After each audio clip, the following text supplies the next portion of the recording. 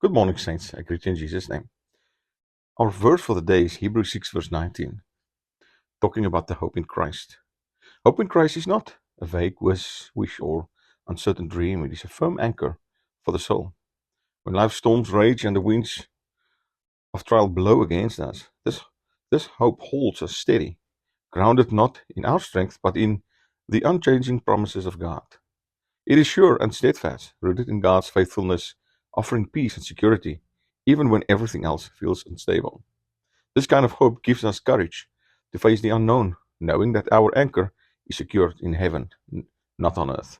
Now, this hope isn't just emotional support, it is spiritual reality. It enters within the veil, meaning it brings us into the very presence of God through Jesus Christ, our high priest.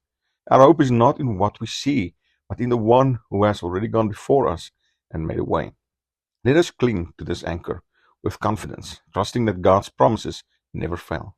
In every season, this hope whispers that our future is safe in God's hands and that He is working all things for our good.